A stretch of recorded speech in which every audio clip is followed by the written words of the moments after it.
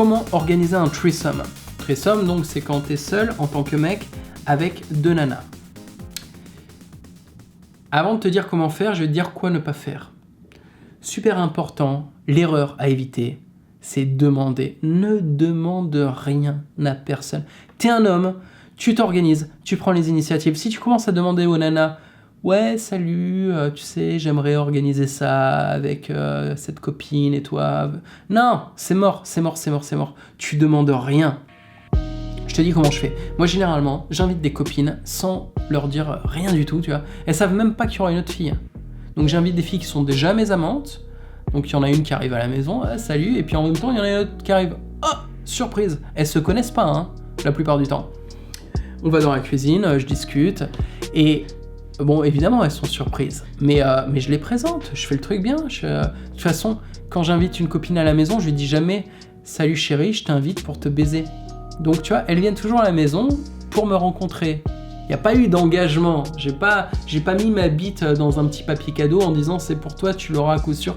Elles savent pas, elles viennent à la maison parce qu'elles m'aiment et qu'elles me font confiance. Donc, elles arrivent, il y a une autre nana. Merde. Eh ben non, pas merde. Cette nana, elle est super et je veux que vous deveniez copines. Et c'est des filles. Si t'as fait le bon choix et que t'as introduit la bonne fille à l'autre bonne fille, tu vois qu'il y a une compatibilité que t'avais senti, bah pour ça, il faut un petit peu de, j'en parlais tout à l'heure, hein, de compréhension de la femelle. Si t'as mis les bonnes nanas compatibles ensemble, tu vas juste faire 2-3 mots de présentation, et là, les nanas, comme des pipelettes, elles vont se mettre à parler, et si tu les arrêtes pas, elles ne s'arrêteront jamais. Tout simplement, c'est automatique. Et pour fluidifier tout ça, hein, pour mettre de la crème, et que ça se passe bien, que ça sourit, j'ai toujours des petits gâteaux, tu vois, des tartelettes. Hein, je vais à la boulangerie du coin, je prends des tartelettes, je fais du thé, je prépare du cappuccino. Et les nanas, elles sont là, elles prennent la dinette, tu vois, avec leur petit thé, leur tartelette, leur connerie, elles discutent, elles sont très contentes. Je les laisse comme ça en roue libre pendant 20-30 minutes. Elles parlent en russe, je comprends rien à ce qu'elles racontent, mais si elles parlent en français, c'est pareil, tu sais, il faut switch off des nanas qui parlent entre elles. Faut pas t'impliquer, tu les laisses parler, tu vois. Te mets surtout pas dans la discussion, sinon tu vas devenir une meuf. Elles vont te friendzoner. Je les laisse parler entre elles pendant 20-30 minutes, tranquillement, une fois qu'elles boivent leur cappuccino, qu'elles bouffent leur petit gâteau.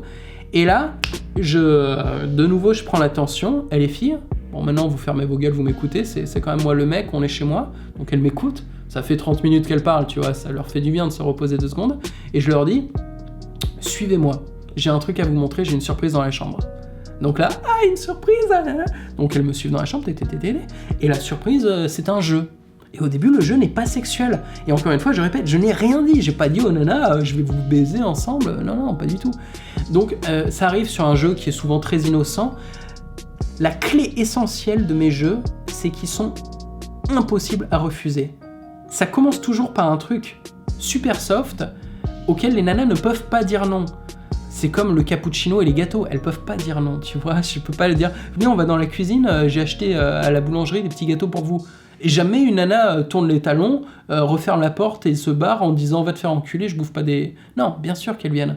Et même si elles veulent pas des sucreries, elles vont juste prendre du thé, ou je vais leur couper un fruit, tu vois, une pomme, une banane. Et là, c'est pareil. Mes jeux, souvent, ça commence très, très, très simple. Je peux les faire danser, je peux faire quoi d'autre ? J'ai des jeux avec la nourriture, des jeux un peu de théâtre, tu vois, des trucs de comédie. Des jeux, tout simplement des petits jeux, mais que je contrôle. C'est moi le maître de jeu, ok ? Donc les jeux sont évolutifs, c'est-à-dire c'est des petites parties, on va dire des parties qui durent 3 minutes, 5 minutes à chaque fois sur des règles très simples, des petites actions, et ça monte, et graduellement ça va se sexualiser. Le jeu va devenir sensuel, et la pression va monter. Et à un moment, je me retrouve à enculer l'une des deux pendant que l'autre lui lèche le minou. Que s'est-il passé ? Ce qui s'est passé, c'est que le jeu, il a un petit peu monté en intensité, tu vois.